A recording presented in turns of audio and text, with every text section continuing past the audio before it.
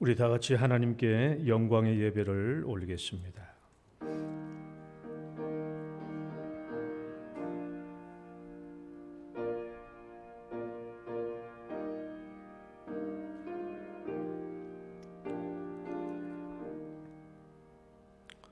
내가 여호와께 아뢰되 주는 나의 주님이시오니 주밖에는 나의 복이 없다 하였나이다. 여호와는 나의 산업과 나의 자녀의 소득이시니 나의 분깃을 지키시나이다. 내게 줄로 지어준 구역은 아름다운 곳에 있으며 나의 기업이 실로 아름답도다. 아멘. 사랑과 은혜가 많으신 하나님 아버지, 또한 저희들에게 늘 사랑과 은혜를 베풀어 주시고 우리의 산업과 우리의 자녀의 소득으로 만족해 해 주심을 감사합니다. 오늘도 우리가 주 앞에 나와 또 예배를 올립니다. 성삼위 하나님 이곳에 충만하게 임재하시며 주의 백성들이 주께 영광 돌리는 예배를 기쁘게 받아 주옵소서. 예수님 이름으로 기도드립니다. 아멘. 찬송가 4장입니다.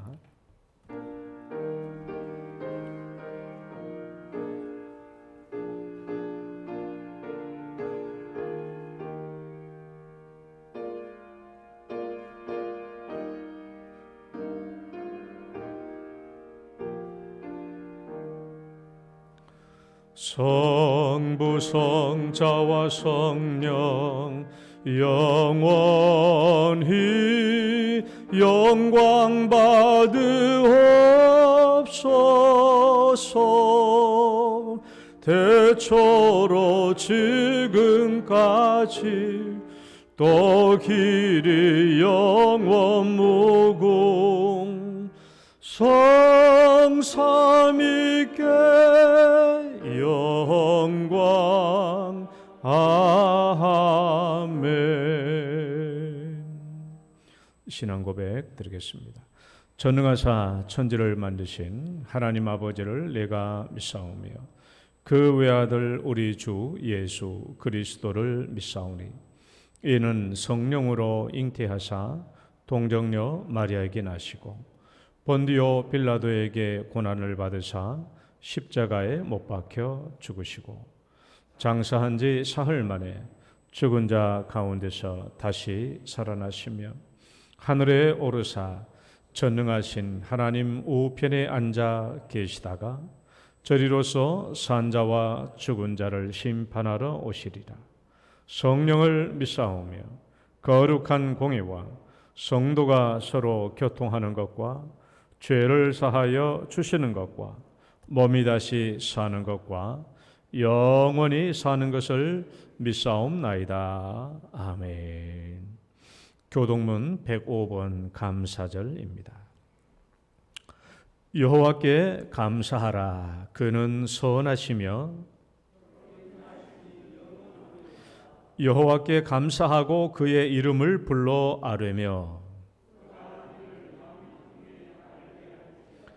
그들이 광야 사막길에서 방황하며 거주할 성읍을 찾지 못하고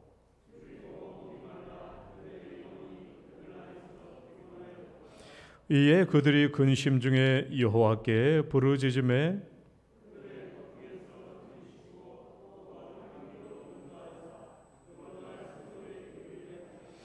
여호와의 인자하심과 인생에게 행하신 기적으로 말미암아 그를 찬송할지로다. 그가 사모하는 영혼에게 만족을 주시며 줄인 영혼에게 좋은 것으로 채워 주심이로다. 아멘. 앉으셔서 찬송가 28장입니다.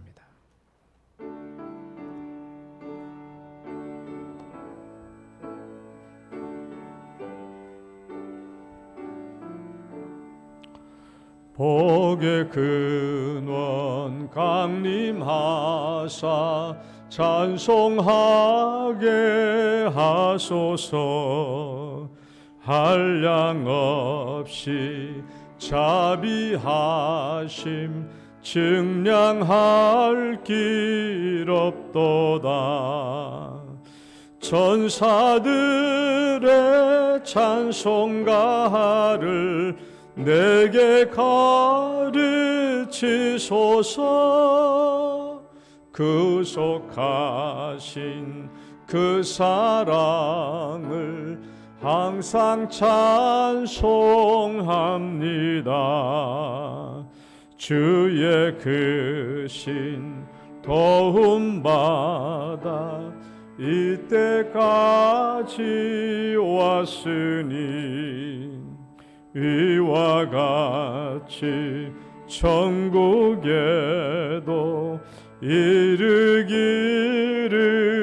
바라네. 하나님의 품을 떠나 죄에 빠진 우리를 예수 구원하시려고 보혈 흘려 주셨네. 주의 귀한 은혜 받고 일생 빚진 자 되네. 주의 은혜 사슬되사 나를 주께 메소서. 우리 마음은 연약하여 범죄하기 쉬우니 하나님이 받으시고 천국인을 지소서. 아멘. 조주철 장로님 기도 인도하시겠습니다. 사랑의 하나님 아버지 감사합니다. 2001년을 저들에게 주시고 지난 6개월을 감사하며 돌아보며 하나님께서 베풀어 주신 은혜를 생각하는 맥주 감사주의를 오늘 드리게 됨을 참으로 감사를 드립니다. 내가 무엇을 가지고 여 앞에 나아가며 높으신 하나님께 경배할까? 사람아, 주께서 선한 것을 보이셨으니 여호와께서 내게 구하시는 것은 공의를 행하고 인자를 사랑하며 겸손히 네 하나님과 함께 행하는 것이라 하신 말씀처럼 지난 6개월의 은혜를 감사하며 공의를 행하고 인자를 사랑하며 겸손히 하나님께 행하는 우리가 되었는지를 돌아보는 시간이 되게 도와주시옵소서. 하나님, 코로나로 인하여 열악한 환경 가운데 있지만 우리에게 내려주신 풍성한 삶을 묵상할 때에 하나님께 감사와 영배를 드리지 않을 수 없습니다. 우리의 삶에 가지지 못한 것들을 생각하기보다는 우리가 누리는 많은 축복과 풍성함을 생각하며 감사하는 인생이 되게 하여 주시옵소서. 범사에 감사를 하신 말씀처럼 우리가 어떠한 환경에 처하든지 함께 하시는 하나님으로 인하여 감사하는 성도들 되게 도와주시옵소서. 우리가 가진 감사가 우리의 삶의 신앙의 고백임을 알게 하여 주시고 우리의 신앙의 저울이 되게 하여 주시고 날마다 감사로 사는 우리 영동계 성도들 되게 도와주시옵소서. 나는 인애를 원하고 제사를 원치 아니하며 번제보다 하나님을 아는 것을 원하러 하신 하나님의 말씀처럼 천천의 수양보다 만만의 강수 같은 기름보다 하나님의 인애와 하나님을 알기를 원하는 하나님, 우리의 삶의 날마다 하나님을 알아가게 하여 주시고 하나님을 내 마음의 주인으로 삼아 주께서 거처하는 처소로 우리 마음을 드리기를 원합니다. 날마다 하나님과 동행하는 우리의 삶이 되게 하여 주시고 공의와 겸손으로 정결하게 사는 저희들 삶이 되게 도와주시옵소서. 코로나로 여전히 우리의 불안한 삶 가운데 지나고 있다 할지라도 이 어려움을 잘 이기고 통과하게 하여 주시옵소서. 이 어려움 가운데 살아가는 하나님의 지혜를 얻게 하여 주시고 믿음으로 승리하게 하여 주시옵소서. 더욱 골방에서의 기도와 찬양이 우리를 이겨나가게 하여 주시옵소서. 하나님, 우리 주일 학교를 위해서 기도합니다. 유치부로 인하여 시작하여 주초동부, 중고동부, 청년대학부를 도와주시고 믿음의 세대로 성장할 수 있도록 주님 도와주시옵소서. 이들이 말씀 가운데 잘 성장하게 하여 주시고 세상에서의 가치관이 아니라 하나님의 믿음의 가치관으로 살게 하여 주시고 좋은 성품, 믿음의 사람으로 자라게 하여 주시옵소서.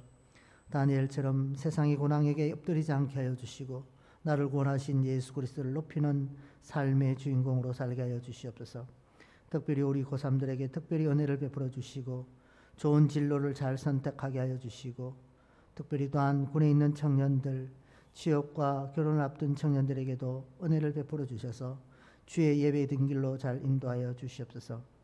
하나님, 우리 연약한 성도들을 도와주시고 연로하시고 병으로 힘든 상황 속에 계신 분들 하나님 한 사람 한 사람을 위로하여 주시고 잘 이겨나가게 하여 주시고 기쁨을 회복하게 하여 주시옵소서. 하나님, 우리 교회가 이제 리모델링을 위해서 새 단장하는 가운데 있사오니 하나된 마음으로 서로가 서로를 사랑하게 하여 주시고 건물이 세워짐보다 우리의 마음이 더 새롭게 단장되게 하여 주시고 사랑하며 이해하며 하나님 또한 따뜻하게 치워져 갈 수 있는 교회가 되게 도와주시옵소서. 이 나라를 도와주시옵소서. 하루속히 코로나로 벗어나게 하여 주시고 코로나로 인하여 어려움을 겪는 많은 백성들이 잘 회복되게 도와주시옵소서. 하나님이 세우신 유정자들이 나라를 잘 이끌어 나가게 하여 주시고 하나님을 두려워하는 가운데 하나님께서 주신 지혜로 넉넉히 이겨나갈 수 있도록 도와주시옵소서. 말씀으로 세우신 목사님, 하나님 준비된 말씀 가운데 은혜 받게 하여 주시고 오로지 성령 하나님이 주시고자 하는 말씀을 잘 전파하게 하시사 우리는 순종하는 마음으로 듣고 승리하는 삶을 살아가는 성도들 되게 도와주시옵소서. 오늘 예배를 하나님 영광 가운데 받아주시기를 원하오며 예수 그리스도의 이름으로 기도드립니다.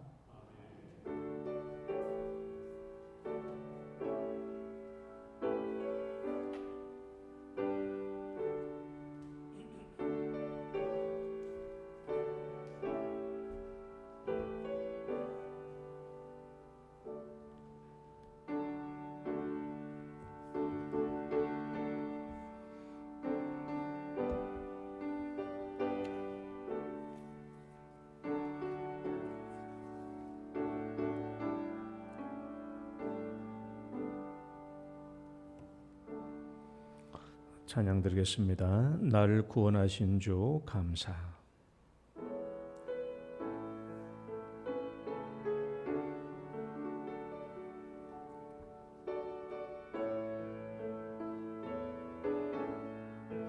날 구원하신 주 감사, 모든 것 주심 감사, 지난 추억이네 감사, 주 내 곁에 계시네, 향기로운 봄철에 감사, 외로운 가을날 감사, 사라진 눈물도 감사, 나의 영혼 감사해, 응답하신 기도 감사, 거절하신 것 감사, 헤쳐나온 풍랑 감사, 모든 것 채우시네, 아픔과 기쁨도 감사, 절망 중 위로 감사, 측량 못할 은혜 감사, 크신 사랑 감사해, 길가에 장미꽃 감사, 장미꽃 가시 감사, 따스한 가정 희망 주신 것 감사, 기쁨과 슬픔도 감사, 하늘 평안을 감사, 내일의 희망을 감사, 영원토록 감사해. 아멘. 오늘 주신 말씀 에스라 9장 10절에서 10장 4절 말씀까지 보겠습니다. 에스라 9장 10절부터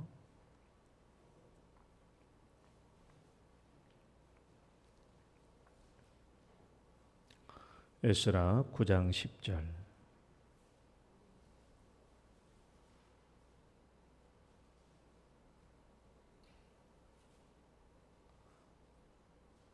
교독합니다. 우리 하나님이여, 이렇게 하신 후에도 우리가 주의 계명을 저버려 싸우니 이제 무슨 말씀을 하오리까?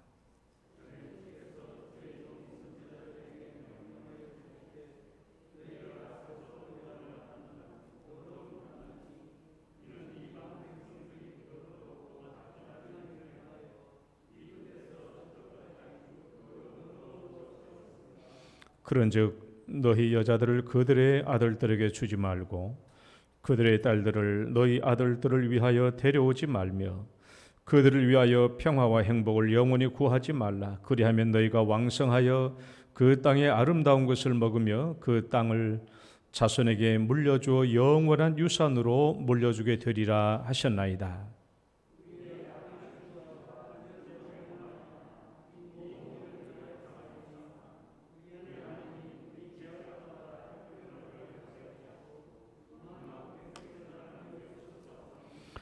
우리가 어찌 다시 주의 계명을 거역하고 이 가증한 백성들과 통혼하오리까? 그리하면 주께서 어찌 우리를 멸하시고 남아 피할 자가 없도록 진노하시지 아니하시리까?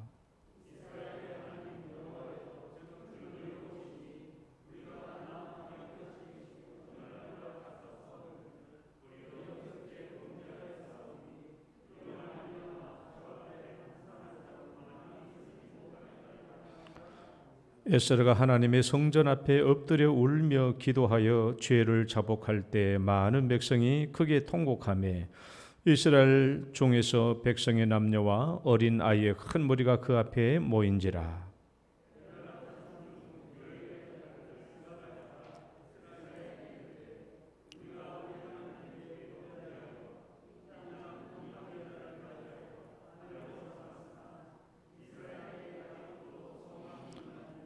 곧 내 주의 교훈을 따르며 우리 하나님의 명령을 떨며 준행하는 자의 가르침을 따라 이 모든 아내와 그들의 소생을 다 내보내기로 우리 하나님과 언약을 세우고 율법대로 행할 것이라. 이는 당신이 주장할 일이니 일어나소서 우리가 도우리니 힘써 행하소서 하니라. 아멘. 하나님 아버지 감사합니다. 오늘 또 저희들이 주의 말씀을 듣습니다. 하나님, 이 말씀이 우리의 영혼의 양식이 되게 하시고 우리의 진정한 하나님의 자녀된 저희들이 주 앞에 순종하며 복된 삶을 누리는 귀한 말씀이 되게 하여 주옵소서. 예수님 이름으로 기도드립니다. 아멘. 할렐루야. 우리 옆사람 인사합니다. 잘 오셨습니다. 주 이름으로 축복합니다. 오늘 또 7월이죠. 7월 첫째 주일입니다. 명실공히 이제 여름이 되었습니다.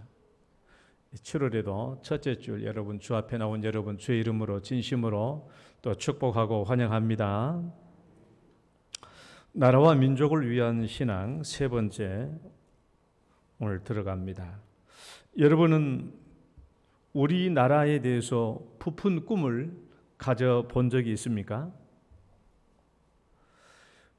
우리 지난주 중에 그 좋은 뉴스 중에 한 가지가 UN 개발 무슨 협회에서 처음으로 우리나라를 선진 국가로 이제 승격을 시켰다라는 내용을 들었습니다. 지금까지 우리나라가 그에 가입된 지 60 몇 년인가 됐다고 하는데 개발도상국에서 선진국으로 진입된 나라가 우리나라가 처음이었다라는 내용을 들었습니다. 좋은 이야기죠. 여러분은 우리나라에 대해서 부푼 꿈을 가져본 적이 있습니까? 나는 우리나라에 대해서 부푼 꿈을 가져본 적이 과거에 딱 한 번 있었습니다. 정확히 기억은 안 나는데 1970년대 초반인 것 같아요. 그때 무슨 얘기를 들었냐 하면 1980년대가 되면 우리나라가 마이카 시대가 된다는 거예요. 그때는 마이카가 무슨 영어인 줄도 모르고 초등학교도 뭐 들어갈 동 말 동안 그런 시대이니까 무슨 1980년대가 되면 마이카 시대가 온다고 그래요. 그래가지고 전 국민이 자기의 자동차를 몰고 다니는 그런 시대가 온답니다. 그래서 전 국토가 고속도로화되고 모든 국민이 마이카 시대, 자기 자동차를 몰고 다니는 그런 시대가 온대요.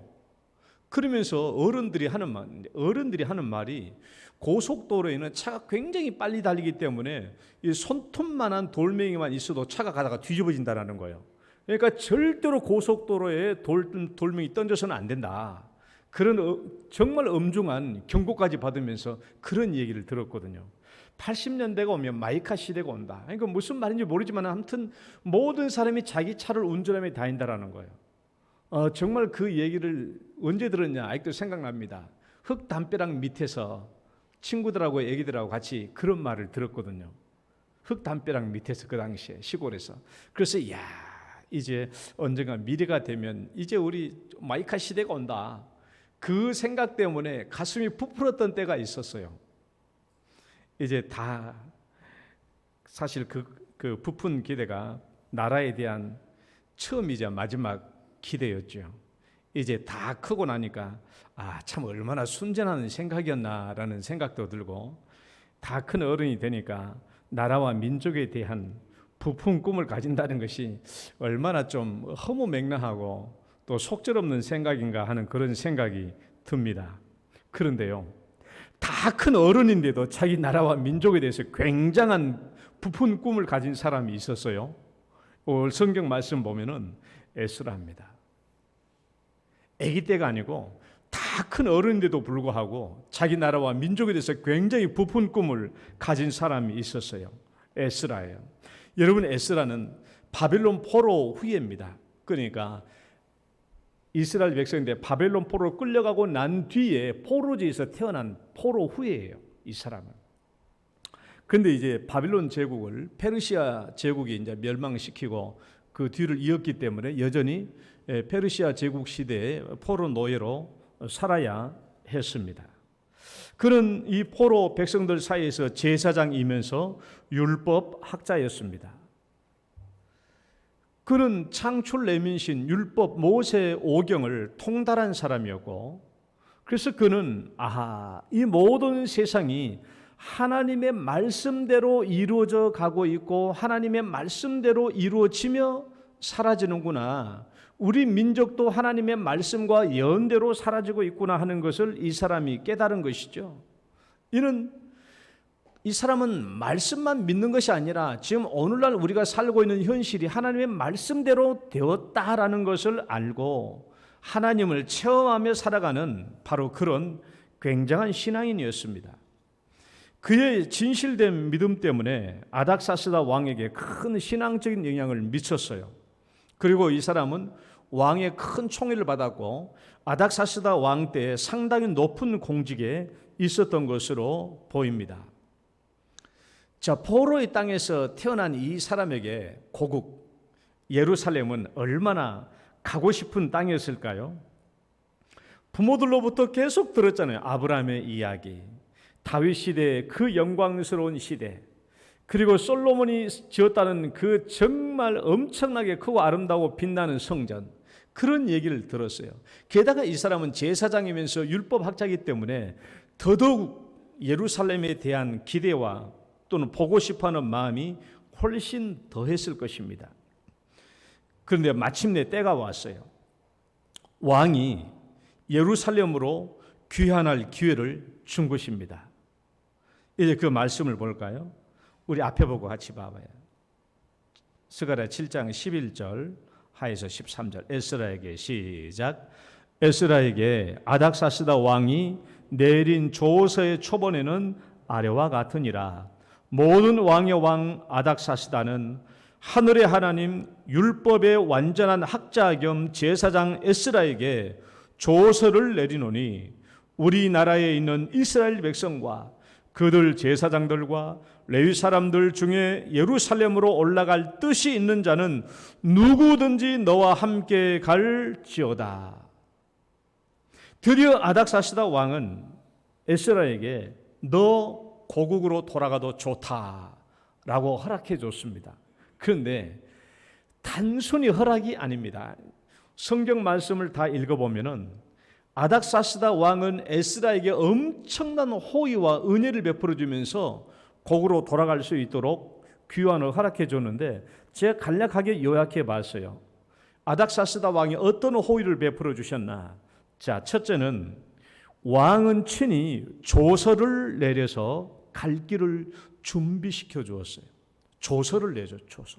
조서를 내려서. 둘째는 누구든지 너와 함께 하고 싶은 자는 다 데리고 가라. 다 데리고. 가고 싶은 사람 다 데리고 가라는 말이죠. 셋째는 왕의 자문관들이 하나님께 바칠 은금까지 주었어요.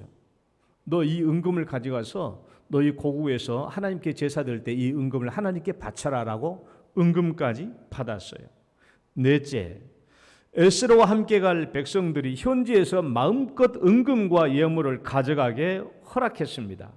애굽 땅에서 이스라엘 백성들이 출애굽할 때 그 주변에 있는 그 나라 땅 사람들에게 은금 폐물을 받아서 갔던 것처럼 오늘 여기서도 마찬가지예요. 페르시아 제국에 있는 백성들에게 가져갈 때 너희들이 고향 갈 때 은금 폐물을 다 가져가도 좋다. 원하는 대로 가져가거라.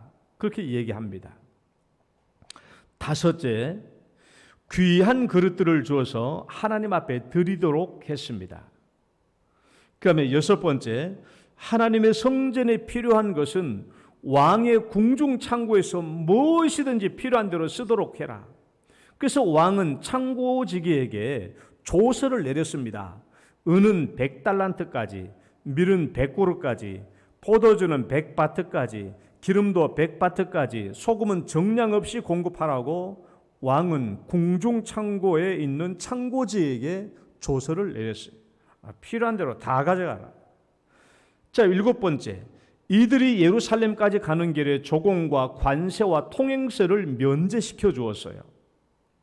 여덟 번째, 에스라에게 그 지역에 가서 행할 권세를 주었어요. 너 네 고향 땅에 가서 율법을 가르칠 권세, 백성들을 재판할 권세, 하나님의 명령과 왕의 명령을 듣지 않은 자는 죄를 정해서 죽이거나 귀양을 보내거나 가산을 몰수하거나 옥에 가두는 권세를 주었습니다. 아홉째, 귀한 길을 돌 보병과 마병을 공급해 주겠다고 했지만은 이것을 거절했습니다. 왜냐하면 천지 만물을 창조하시고 우리를 도우시는 하나님이 함께 하신 분인데 왕과 보병을 우리를 보호해줄 병사를 주옵소서라고 말할 수가 없잖아요. 그래서 그것을 거절했어요. 그러니까 왕이 아닥사스다 왕이 에스라가 자기 예루살렘으로 귀환하는데 베푸는 은혜가 이루 말할 수 없이 큽니다. 이런 호의와 권세를 받으면서 이제 예루살렘으로 귀환할 길을 허락받았으니 예루살렘에 도달하면 쉽게 말하면 우리식으로 말하면 뭐겠어요? 서울에 초등학교 겨우 졸업해가지고 서울에 올라가가지고 완전히 금의 환양해가지고 이제 고향으로 내려가는 판국에 엄청난 귀환이잖아요.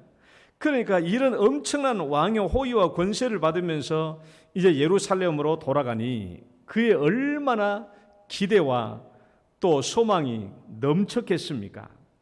뭘 생각했겠어요? 야, 이제 내가 우리 고국 땅에 가서 내가 이 우리 백성들에게 하나님의 말씀대로 가르쳐서 말씀대로 순종하는 백성, 말씀대로 순종하는 이스라엘 민족, 그래서 다시 한번 우리 시대에 하나님께 영광을 돌려지는 또 하나님의 영광이 임재하는 이런 나라를 세워야 되겠다라는 그런 마음을 품고 예루살렘으로 돌아오기 시작했을 것입니다. 성경 말씀을 보면 아닥사스다 왕 제5년 1월 1일에 출발했습니다. 그리고 5월 1일에 예루살렘에 도착했죠. 4개월여 만에 페르시아 제국에서 예루살렘까지 도착해 온 것입니다.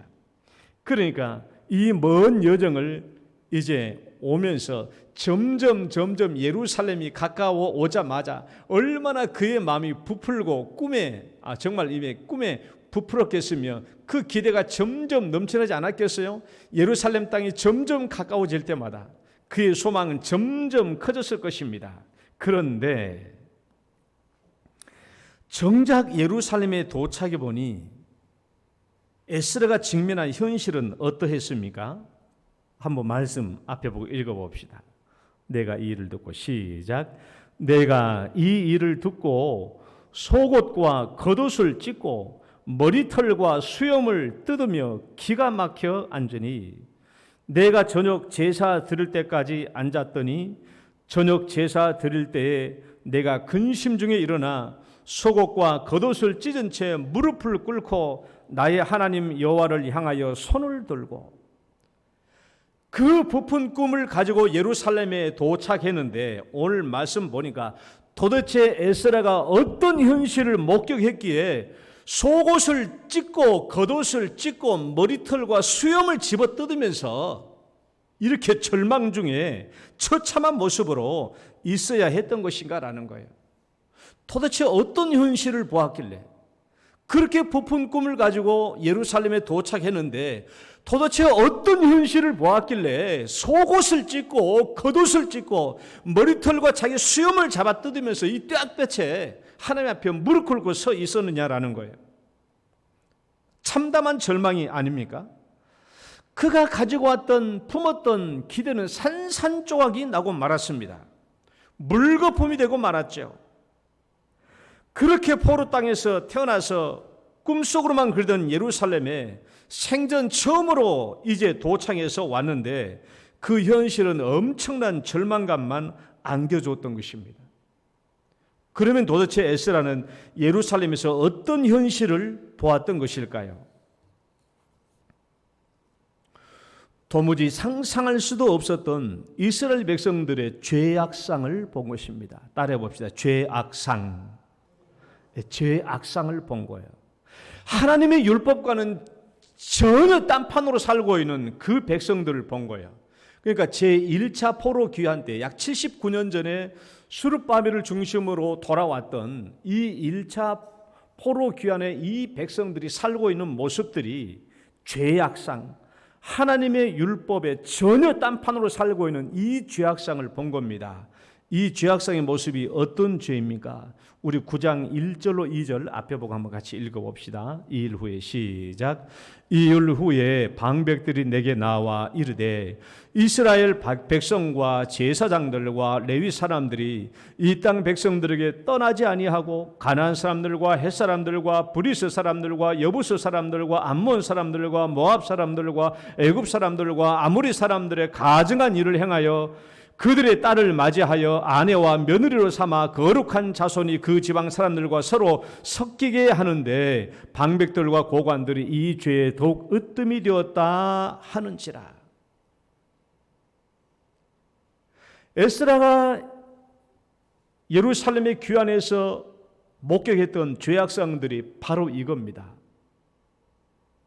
와서 보니까 이스라엘 백성들이 이방 백성들과 함께 결혼했고 자기 아들들을 이방 여인의 딸들에게 주고 이방 여인의 딸들을 자기 며느리로 삼아서 온통 거룩한 백성이 이방 민족들과 완전히 섞여가지고 하나님의 거룩한 백성이 다 무너져가고 있더라라는 거예요.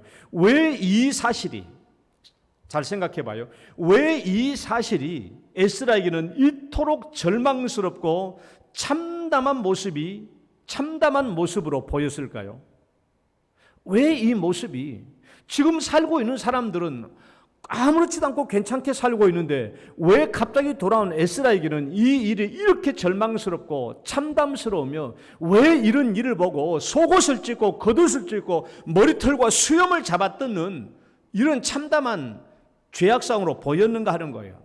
왜 그런가 하면은 이 에스라가 계속 보면 회개 기도를 보면 잘 나타나 있는데 에스라가 구역 성경을 통달한 사람입니다. 모세오경을. 그러니까 이 사람이 모세오경을 읽어봤을 때 어떤 내용들이 나왔어요?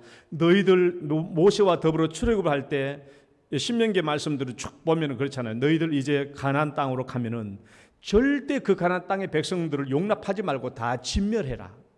그들을 절대 살려두지 마라. 그렇지 않으면 너희들이 그 땅에 가서 그들의 딸들과 결혼하고 그들의 딸들을 며느리 삼고 네 아들을 그들의 딸들에게 주면은 필시 무슨 일이 일어난다고요? 이방 민족과 하나가 되고 그 다음에 그 땅의 그 백성들의 우상을 숭배하다가 결국 하나님께 망하게 될 것이고, 그리고 너희들이 망하게 되면 그 우상 숭배의 죄악들 때문에 먼 나라로 귀양살이 포로로 끌려가게 될 것이다 라는 거예요. 포로로 끌려가게 될 것이다.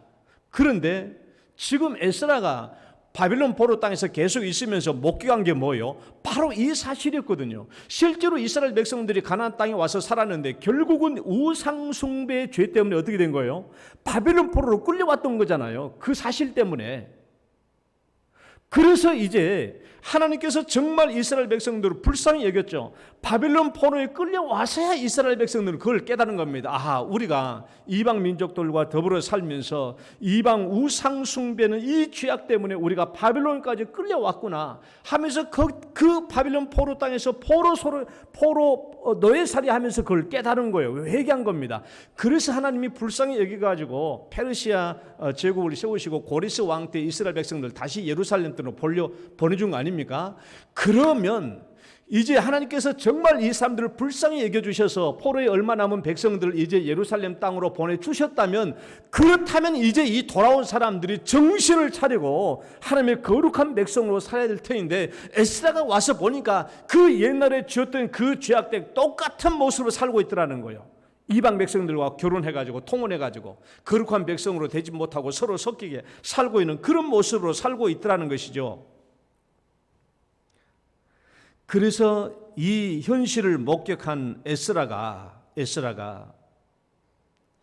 자기의 머리털을 뜯고 수염을 잡아 뜯고 속옷을 찢고 겉옷을 찢고 뙤약볕에서 계속 무릎을 꿇고 있었던 것입니다.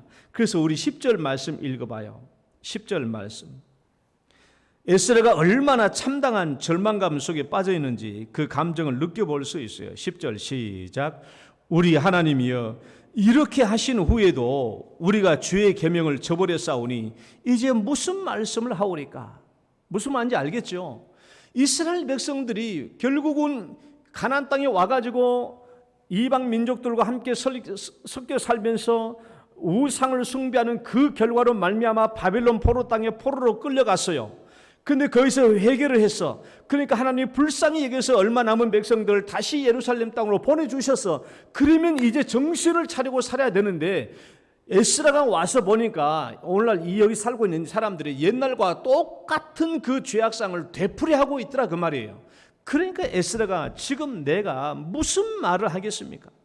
하나님이 이렇게 우리를 불쌍히 여겨주시고 용서해 주셔서 우리 일부를 얼마를 다시 이곳으로 옮겨주셨는데, 아직도 여기 와서 또 여전히 이전과 같은 또 죄악된 생각을, 또 죄악된 현실을 살고 있으니 도대체 내가 무슨 말씀을 하겠습니까? 보면은 그 이하로 말씀 보면은 에스라가 주여 내가 얼굴이 뜨뜻해서 도무지 하나님을 내가 향하여 얼굴을 들 수 없습니다. 우리의 죄악이 정수리에 넘칩니다. 이제 우리가 도대체 어떻게 해야 된단 말입니까? 하고 에스라가 절망했던 것입니다. 기대와 소망을 품고 왔다가 아주 절망 중에 절망에 빠져버리고 만 것이죠. 그런데 이런 와중에 왜 아직도 소망이 있다고 말할까요? 다음 말씀 한번 읽어봅시다. 우리가 시작. 우리가 우리 하나님께 범죄하여 이 땅 이방 여자를 맞이하여 아내로 삼았으나 이스라엘에게 아직도 소망이 있나니. 스가랴라는 사람은 이렇게 절망 중에 앉아서 통곡하고 있는 에스라에게 와가지고 하는 말이 우리에게 아직 소망이 있습니다. 우리에게 아직 소망이 있습니다 라고 말하는 거예요. 왜 소망이 있다라고 말하는가?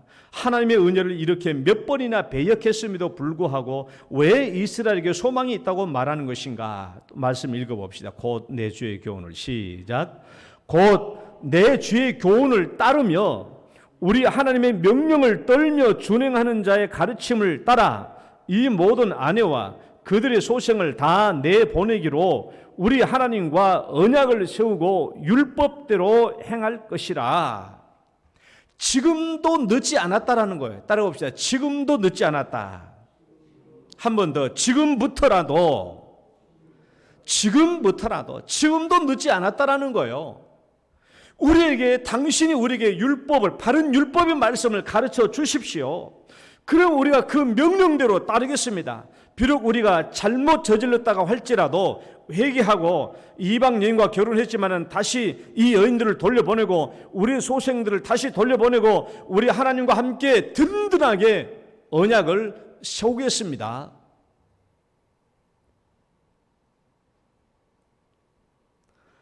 그러니까 하나님 앞에서는 언제든지 소망이 있고 희망이 있습니다.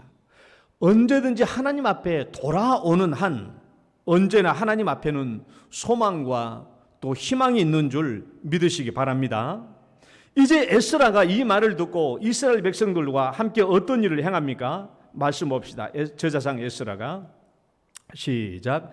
제사장 에스라가 일어나 그들에게 이르되 너희가 범죄하여 이방 여자를 아내로 삼아 이스라엘의 죄를 더하게 하였으니 이제 너희 조상들이 하나님 앞에서 죄를 자복하고 그의 뜻대로 행하여 그 지방 사람들과 이방 여인을 끊어버리라 하니 모든 회중이 큰 소리로 대답하여 이르되 당신의 말씀대로 우리가 마땅히 행할 것이니이다. 에스라가 명령합니다. 이제 우리가 온전히 깨끗하게 하나님께로 돌아가자.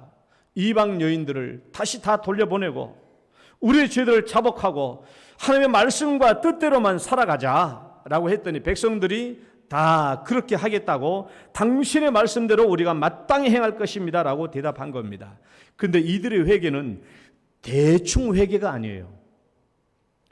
우리는 자칫 잘못하면 대충 회개하고 집어치우는데 이 사람들이 지금 여기서 말한 것은 대충 회개가 아닙니다. 왜냐하면은 이런 일들 때문에 반대하는 사람들도 있었어요.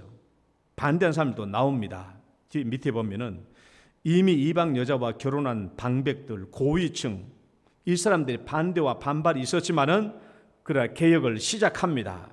이방 여자와 결혼한 사람들을 낱낱이 조사해. 이제 밑에 성경을 보면은 다음부터 보면은 누가 이방 여자와 결혼했으며 누가 이방 여인을 아내로 맞이했으며 며느리를 삼았는지 이 모든 이방과 섞여 선 사람들의 명단을 명백히 다 조사해요.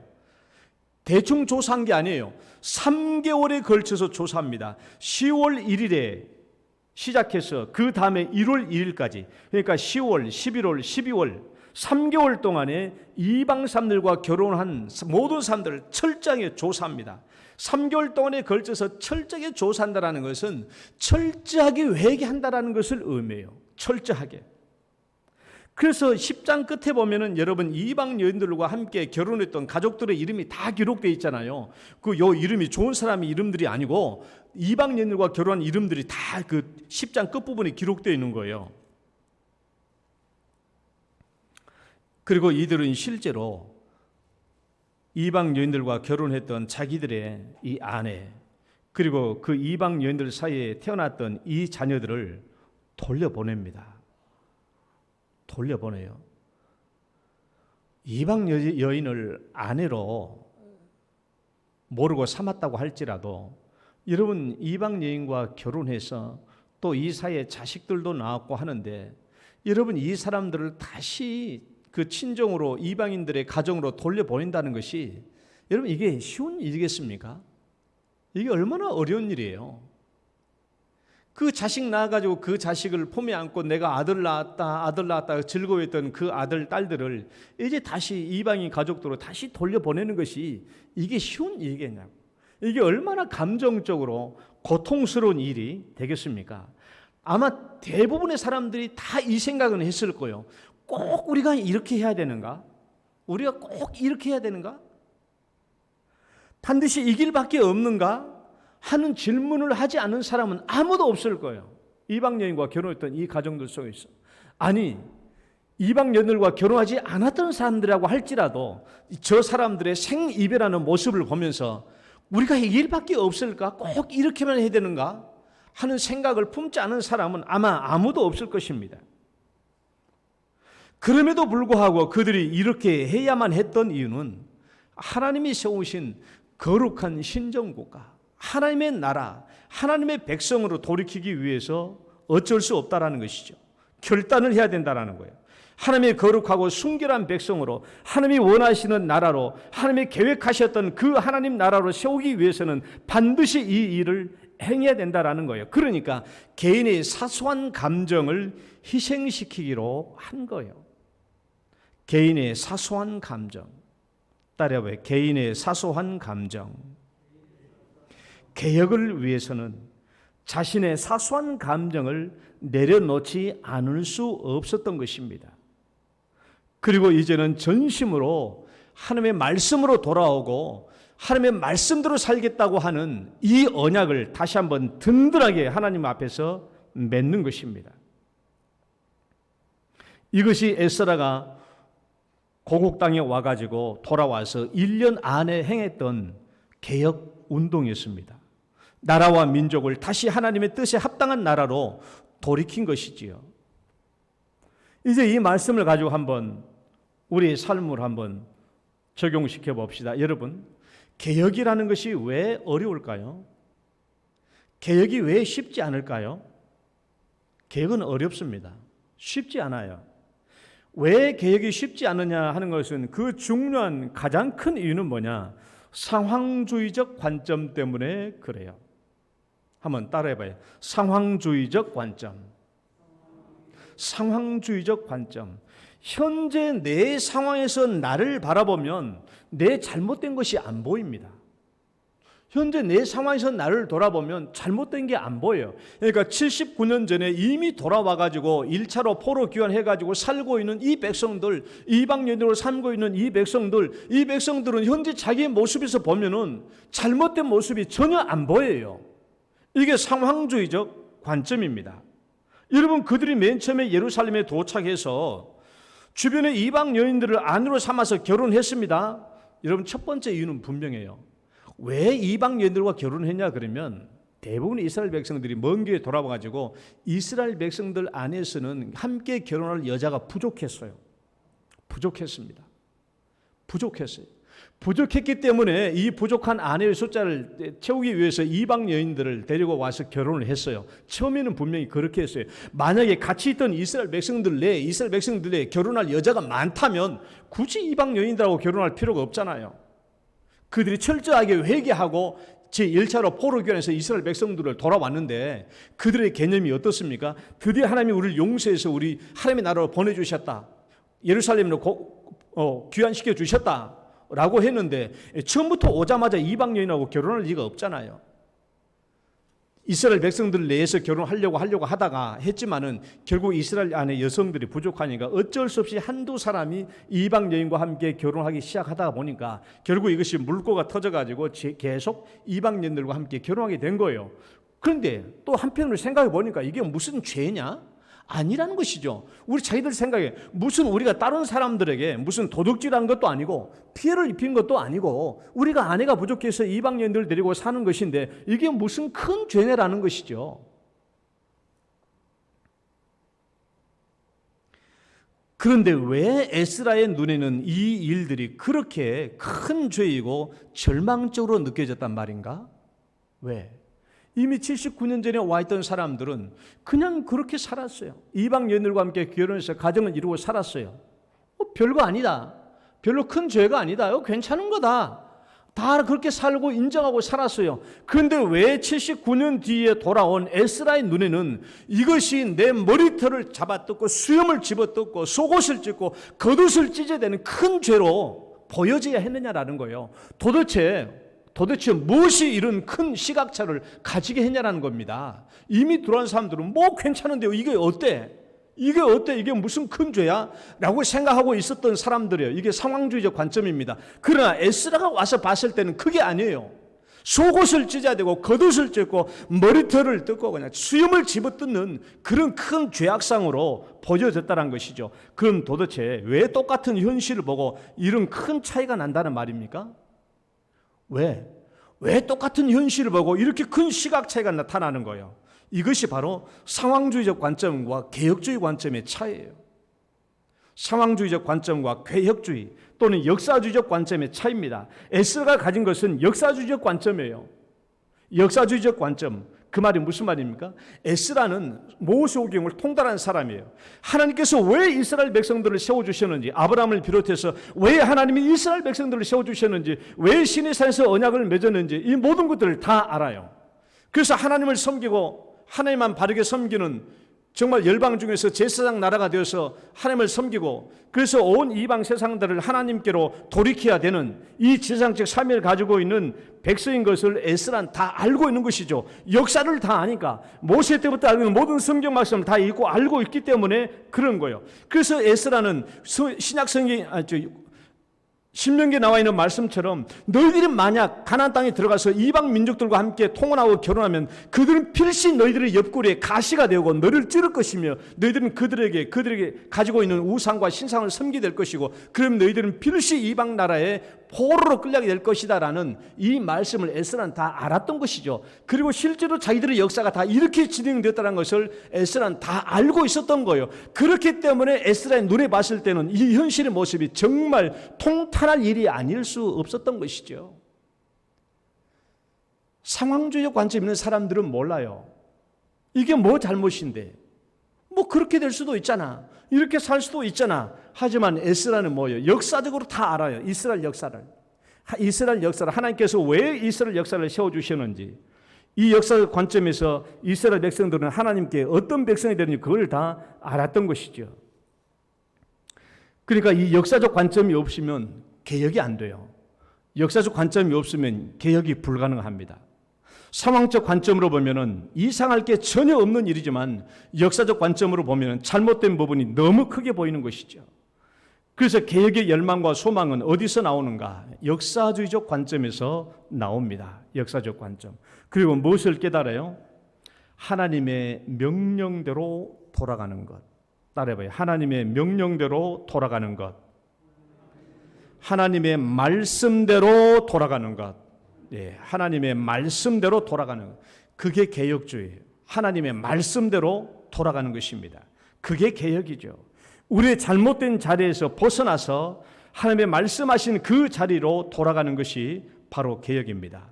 개혁이 그런데 왜 어렵습니까? 이 상황주의적 관점 때문에 어려워요. 이 상황주의적 관점은 세 가지 제가 말씀드렸어요. 첫째, 읽어봐요. 첫째, 시작. 현재 자신의 모습에서 잘못된 것을 찾기가 쉽지 않기 때문이에요. 상황주의적 관점으로 나를 보면 내 잘못이 잘 보이지 않아요. 그 다음에 둘째, 시작. 현실의 상황에 너무 익숙해져 있어요. 남들도 다 하는 건 나도 하는 것인데 뭐 죄로 느껴지지 않아요. 또 현실의 상황에 너무 익숙해져 있어요. 그러니까 새로운 변화를 싫어합니다. 그러니까 당연히 반대하는 사람들이 많이 나타나죠. 10장 15절 말씀 보면은 반대자들이 나타나지 않습니까? 요나단과 야세라는 사람이 전적으로 앞장서서 반대했고 그 뒤에서 무슬람과 레위 사람 삽부대가 그 사람들을 후원하고 지원했습니다. 셋째, 시작. 고통을 분담하려고 하지 않기 때문입니다. 여러분, 개혁에는 고통이 따라요. 부담스러운 일이 따라요. 결혼한 내 아내와 품에서 키운 아이들을 내보내는 일은 쉬운 일이 아니죠. 그래서 상황적인 관점에서 보면 개혁이 하기 싫은 일이고 어려운 일이에요. 여러분, 우리 영동교회 리모델링도 우리가 이 개혁주의 관점에서 한번 살펴보십시오. 상황주의적 관점에서 보지 말고 역사적 관점에서 한번 살펴보세요. 상황적인 관점에서 보면 그냥 교회 리모델링 그냥 그저 그렇게 똑같이 해왔던 대로 그냥 그렇게 하면 된다라고 생각이 합니다. 그런 생각이 들죠. 뭐 그렇게 하는 것이 어려운 일이 아니니까. 그러나 역사적 관점에서 한번 살펴봐요. 왜 하나님이 교회를 이 땅에 세우셨지? 무슨 목적으로 하나님이 교회를 이 땅에 세우셨나? 하나님께서 이 땅에 교회를 세우신 이유는 왜 그래요? 살아난 독생자 아들을 십자가에 못 박으시고 죄인들을 구원하시고 이제 이 구원들을 예수님 마련하신 이 구원의 길을 성령께서 모든 죄인들에게 적용시키시고 그리고 이 죄인들을 구원하게 하기 위해서 교회를 세우신 거 아니에요? 우리를 내가 예수 믿자마자 하나님은 내가 예수를 믿자마자 천국으로 데려가면 됩니다. 천국으로 데려가면 돼요. 그런데 왜 내가 예수 믿자마자 천국으로 데려가지 않고 이 땅에 남겨둡니까? 우리 남아있는 우리의 가족들을 주님께로 인도하도록, 우리 주변의 친구들, 불신자들을 하나님께로 인도하도록 하기 위해서 우리를 이 땅에 남겨두신 것이 아닙니까? 그러니까 교회를 세우신 중요한 목적은 이 땅의 불신 영혼들을 하나님께로 인도하고 구원하기 위한 목적인 것이죠. 우리는 그 일을 하는 거예요. 그리고 오늘 우리처럼 구원받은 사람은 이 교회 예배당 안에 와서 하나님께 예배를 드려요. 그러니까 여러분, 우리는 이미 구원을 받았기 때문에 사실 이 예배당 본당은 그렇게 중요하지는 않습니다. 그러니까 우리가 TV에서 다른 큰 교회 예배 실황을 보면은 그 예배 본당이 얼마나 빛과 번쩍해요. 나는 그런 거 하나도 부럽지 않아요. 난 진짜 그런 본당이 그렇게 빛과 번쩍한 본당, 나는 진짜 손톱만큼도 부럽지 않습니다. 이 본당은 그렇게 중요하지 않아요. 다만 이런 흠 같은 것이 보이지 않도록 이런 것들이 보이면 안 되잖아요. 처음에 이런 모습들을 보면, 교회에 와서 처음 온 사람들이 저런 모습을 보면 여기 앉아있는 사람을 뭐라고 생각하겠느냐고. 뭐라고. 사실 여러분, 우리 집에 저런 거 있어도 가만히 안 놔두잖아요. 이걸 우리가 완벽하게 빛과 번쩍하게 고칠 필요는 없지만은 이런 부분들은 최소한 깨끗하게 남들 보기에 민망하지 않게만 하면 돼요. 여기에 많은 돈을 들일 필요는 없다고 생각을 해요. 왜? 우리는 다 믿는 사람들이니까 참고 지낼 수는 있어요. 그러나 교회라고 하는 것은 우리만을 위해서 있는 게 아니에요. 불신자들을 전도하기 위해서 있기 때문에 이웃을 전도할 수 있는 공간이 필요하다라는 거예요. 저는 교회를 세우신 역사적 관점, 불신 영혼들을 전도하려고 하는 목적으로 하나님이 교회를 세우신 거예요. 두 번째는 영동교회를 세우신 역사를 생각해 봐요. 나는 우리 영동교회를 세운 역사를 나는 잘 몰라요. 내가 와서 들었을 뿐이에요. 영동교회를 세웠을 때 영동교회 이름이 영동교회라고 지었어요. 여러분도 모르는 사람 많을 거예요. 왜 영동교회로 지었는지. 영동교회는 길 영자 동력동자예요. 이 동쪽에서 길게 복음을 확장하도록 하는 그 꿈을 가지고 영동교회라고 교회를 이름을 지었습니다. 그리고 우리 신앙에 우리 선배들이 헌금하고 또 헌금해서 택지를 사고 구입해서 결국은 이 교회를 세웠어요. 이 교회를 세웠을 때 어떻게 세웠어요? 여러분, 엘리몰 옆에 문이 있죠? 엘리몰 카페 옆에 길 옆으로 터지는 문이 있잖아요. 그 문을 왜 세웠어요? 잘 아시죠? 이 교회를 세울 때 그래도 우리 교회가 이 신암동 일대의 사람들을 좀 인도하고 전도해야 되지 않겠냐라는 목적으로 카페도 있고, 그 시대에는 좀 도서관도 만들어서 이웃들에게 활용할 수 있도록 하자 해가지고 그 옆에 뭘 놔뒀어요? 카페 문을 따로 넓게 만들어 놓은 거예요. 그러니까 얼마나 잘한 일이냐고요. 세상에 보면 다른 교회들도 보면은요, 저 여러분도 교회 가봤어요. 교회 안에 1층에 카페 있는 교회가 많습니다. 그럼 왜 실패하냐? 실패하는 교회가 굉장히 많아요. 실패하는 교회들 왜 많냐? 그러면 지역 주민들이, 교회 안 다니는 사람들이 이 카페를 이용하기가 굉장히 어려워요. 왜? 이 교회 안에 카페를 들어오려고 하면 교회 현관문을 열고 들어와야 돼. 이런 불신자들이 교회 현관문 열고 들어오는 것은 굉장히 어려운 일입니다. 심리적으로 어려운 일이에요. 그 다음에 교회 현관문이 하나만 있는 게 아니잖아요. 겹문으로 되어 있잖아요. 겹문으로 열고 들어옵니다. 그 다음에 세 번째, 네 번째 문을 열어야 결국 어디가 나오냐? 카페가 나와요. 그러니까 외부인들은, 이방인들은, 불신자들은 교회 카페 안에 만들어 놓아도 접근성이 떨어져서 신자들 외에는 이용하지는 않습니다. 그러나 우리 교회는 어떻게 해놨어요? 바로 길가에 문을 그냥 막 만들어 놨어요. 이방인들이, 불신자들이 접근하기 쉽도록 말이에요. 정말 잘한 거예요. 그러면 이제 우리가 리모델링을 한다고 하면 이제 우리가 이 불신 이웃들을 전도할 수 있고 그들을 끌어들일 수 있는 그런 공간으로 잘 활용해서 만드는 것이 우리 교회의 역사적 관점으로나 하나님께서 이 땅에 교회를 세우신 관점으로나 이건 100% 맞는 일이에요. 교회가 교회가 여러분 우리가 이렇게 교회가 지하 2층부터 4층까지 있지만은 주변에 있는 불신 이웃들을 위해서 내줄 만한 공간이 하나도 없잖아요.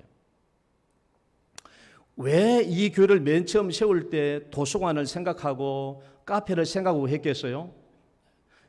불신자들이 부담감 없이 왔다 갔다 할 수 있는 그런 공간을 내어주시기 위해서. 그런 공간을 갖다 보면은 교회에 발디는 것이 쉬워지고, 그러다 보면 2층, 3층까지 와서 예배를 드릴 수 있게 되고, 그런 공간을 위해서 우리가 맨 처음 이 영동교회를 지었을 때 그렇게 지은 것이 아니냐라는 거예요. 이 교회를 맨 처음 지었을 때도 그런 관점으로 교회를 지었어요. 그러니까 얼마나 이 관점이 좋고 이 관점이 복되고 귀한 관점이고 큰 비전을 가지고 그렇게 했냐라는 거예요. 그러니까 오늘날 우리들도 리모델링을 하려고 한다면 정말 그런 부분을 잘 살려서, 교회의 목적이 그거잖아요. 한 명의 영혼이라도 좀 살리면 그게 얼마나 복되고 좋은 일이냐는 거예요. 그러니까 여러분, 이런 교회 리모델링을 할 때도 교회의 비전을 바라보고 내 개인의 욕심과 내 개인의 어떤 의견들은 다 내려놔야 돼요. 정말 어느 것이 바른 비전인가 하는 것을 보고 그것을 보고 함께 나가야 되는 거예요. 이것이 교회의 비전입니다. 그런데 이 비전이라고 하는 것, 교회 개혁이라고 하는 것은 한 사람에게서 시작되는 것이 아니에요. 한 사람으로 완성되는 게 아닙니다. 두 번째 보면은 개혁은 한 사람에게서 시작되지만은 공동체로 완성이 되는, 공동체로. 개혁의 완성은 공동체로 함께 완성되는 것이지 혼자 어떻게 완성되는 게 아니에요. 혼자만 하는 것은 실패할 수밖에 없어요. 그러나 중요한 것은 개혁의 시작점은 한 사람에게서 시작된다는 겁니다. 역사적 관점을 가진 한 사람, 에스라에게서 시작된 거예요. 그리고 많은 사람들이 에스라와 함께 동참한 것입니다. 스가냐라는 사람이 에스라에 와가지고 아직 우리에게 소망이 있습니다. 당신이 말씀으로만 우리에게 가르쳐 주십시오. 그러면 우리가 그 말씀대로 실천하고 따라가겠습니다. 그렇게 해서 동참했던 것이죠. 개혁의 시작은 한 사람이 시작하지만 개혁의 완성은 공동체에게 달려 있어요. 한 사람으로 완성되는 게 아닙니다. 교회도 마찬가지고 이 나라와 민족도 마찬가지죠. 저는 이런 질문을 한번 던져봤어요. 우리 대한민국이라는 나라를 우리가 개혁할 수 있을까? 대한민국이라는 나라를 우리가 개혁할 수 있을까? 아이고, 내가 무슨 힘으로? 우리가 솔직한 말로 우리가 대한민국을 개혁할 수 있나? 라는 이 질문 앞에 생각해 보면, 아이고, 내가 무슨 힘으로? 우리는 이런 무기력한 대답밖에 안 나옵니다. 그러나 전혀 방법이 없는 게 아니에요. 생각해 보면은 전혀 방법이 없는 게 아닙니다. 우리나라 대한민국을 하나님의 중심의 기독교 국가로 세워서 정말 하나님이 사용하시는, 하나님께 영광이 되는 나라를 만들려고 한다면 방법은 얼마든지 있어요. 한번 같이 읽어볼까요? 내가 처한 현실 속에서. 시작. 내가 처한 현실 속에서 그리스도인의 참모습을 보여주면 됩니다. 왜 나를 하나님이 구원해 주셨는지, 나를 어떻게 사용하려고 하시는지 역사주의적 관점에서 보고 자신의 개혁된 모습을 보여주면 되는 것이죠. 우리가 상황주의적 관점에서 신앙인으로 살면 다른 사람들이 보면은 믿는 사람들이나 안 믿는 사람들이나 그저 똑같이 보여요. 똑같이 먹고 사는 것을 위해서 직장 다니고 똑같이 먹고 살기 위해서 일하고 사는 모습이 다 똑같거든요. 그러나 역사주의적 관점에 보면 있으면 뭐예요? 하나님의 사상, 그리스도인의 신앙의 사상이 살아있는 사람이잖아요. 역사주의적 관점은. 그런 모습으로 산다면 우리는 내가 속한 사회, 내가 속한 직장, 가정, 교회 어디서든지 간에 내 개혁된 모습을 보여주면 내가 있는 그 자리에서 여러분 개혁은 시작될 수 있습니다. 시작될 수 있어요. 내가 있는 그 현실 속에서 하나님이 나를 왜 구원시켜 주셨나, 왜 나를 하나님이 구원시켜 주셨나, 그 목적과 뜻을 분명히 알고 산다면 내가 살고 있는 내 현실, 그것이 가정이든 아니면 직장이든 어디서든지 간에 내 개혁된 삶을 보여주면 내 주변에서부터 이 개혁이 시작될 수 있어요. 여러분, 정치인은 국회에서, 정치는 국회에서. 여러분 생각해 봐요. 국회의원들이 거의 한 60%, 65%가 기독교인이잖아요.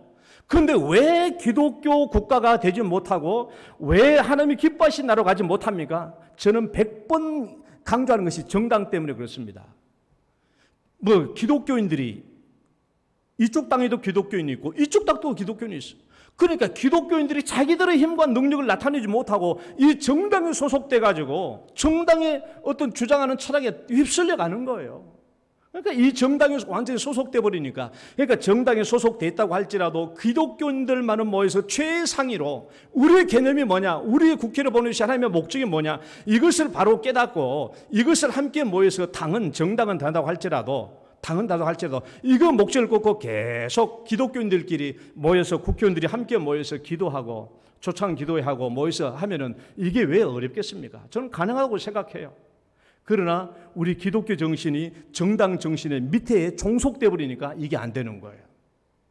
정치인들은 국회에서, 또 시청에서, 또 구청에서, 그리고 직장인들은 회사에서, 교사는 학교에서, 근로자는 작업장에서, 운동선수는 스타디움에서, 가수와 배우는 무대에서, 시인, 예술가, 철학자는 책을 통해서, 강의를 통해서 자신의 개혁적인 그리스도의 모습을 보여주면 개혁은 그 자리에서 시작됩니다.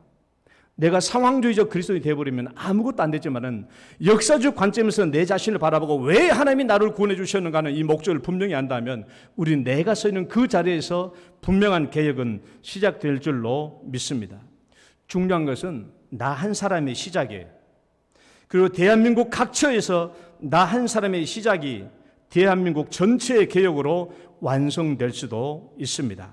그러니까 여러분, 하나님께서 왜 나를 구원해 주셨는지 이 구원의 목적을 명백히 깨닫고, 왜 나를 구원해 주셨는지 이 구원의 목적을 명백히 깨닫고, 내가 있는 현실에서, 여러분이 공장에서 일하면 공장에서, 사업장에서 일하면 사업장에서, 직장이면 직장에서, 어디서든지 간에 그리스도인의 정신을 가지고 살아가면 반드시 개혁은 시작되고 정말 대한민국도 개혁될 줄 믿습니다.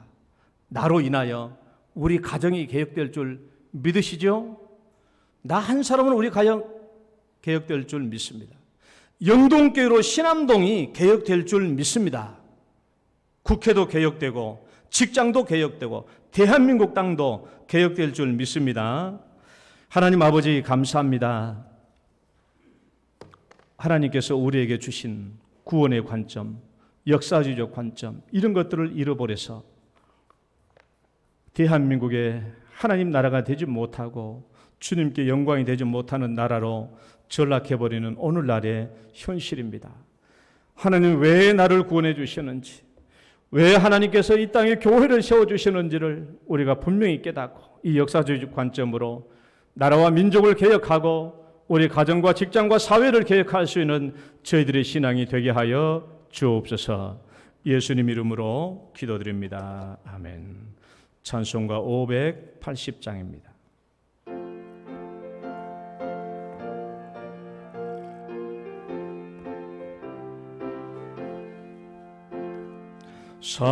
삼천리반도 금수강산 하나님 주신 동산, 삼천리반도 금수강산 하나님 주신 동산, 이 동산에 할 일 많아 사방의 일꾼을 부르세. 거디 날에 일 가려고 그 누가 대답을 할까? 일하러 가세 일하러 가 산천리 강산 위에 하나님 명령 받았으니 반도 강산에 일하러 가세. 삼천리반도 금수강산 하나님 주신 동산, 삼천리반도 금수강산 하나님 주신 동산 본도라와 박갈대니 사방의 일꾼을 부르네. 곧 이날에 일 가려고 그 누가 대답을 할까? 일하러 가세 일하러 가 전리 강산 위에 하나님 명령 받았으니 반도 강산에 일하러 가세. 삼천리 반도 금수강산 하나님 주신 동산.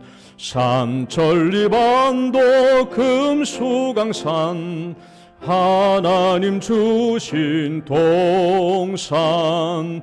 곡식리고 거둘 때니 사방의 일꾼을 부르네.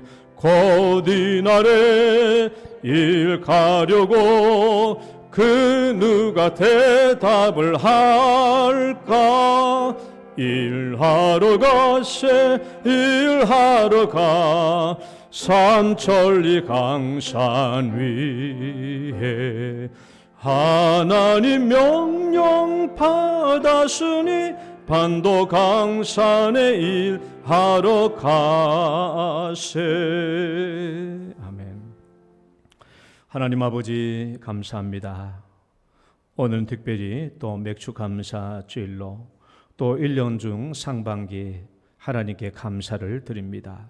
이 맥주 감사 예물을 주 앞에 드려오리 하나님께서 기쁘게 받아주시고 또 드린 예물 그들의 손길, 가정 그리고 자녀들 그들의 직장들을 위해 하나님 여전한 복을 베풀어 주셔서 하나님께서 우리에게 줄로 지어진 구역이 아름다우며라고 말씀하신 것처럼 우리의 직장과 산업을 통하여 더욱 더 큰 은혜와 복을 받을 수 있도록 인도하여 주옵소서. 또 11조 예물과 감사 예물과 일천번제 예물과 성교 구제 건축 예물 전도 헌금 주 앞에 드립니다. 모든 예물들 외에도 기쁘게 받아주시고 이 모든 예물마다 우리 하나님의 영광이 나타나게 하여 주옵소서. 하나님 특별히 우리 가운데 연약한 육체로 하나님 건강을 위하여 기도하며 또 치료받고 있는 성도님들 또 앞으로 치료를 계획하고 있는 성도님들 있습니다. 하나님이 함께해 주시고 치료하는 광선을 발해 주시고 언제든지 주님의 놀라운 은혜의 손길이 임할 수 있도록 축복하여 주옵소서. 예수님 이름으로 기도드립니다. 아멘.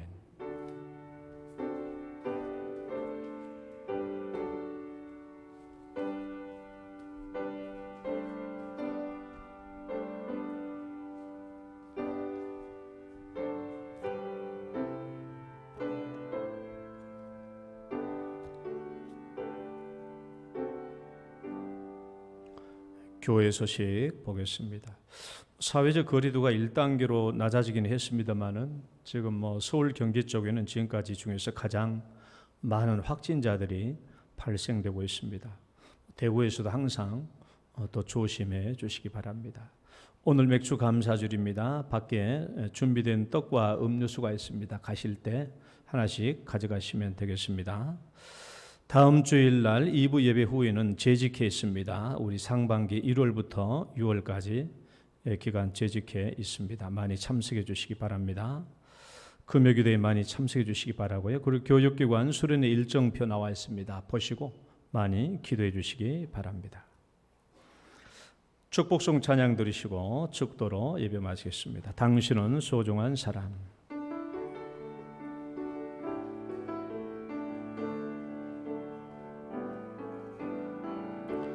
당신은 소중한 사람, 당신은 존귀한 사람, 이 세상에 하나뿐인 당신은 내겐 너무나도 소중한 사람, 그런 당신을 사랑해요. 그런 당신을 축복해요. 사랑받기에 합당한 당신을 주의 이름으로 사랑합니다. 주 이름으로 축복합니다. 주의 이름으로 축복합니다.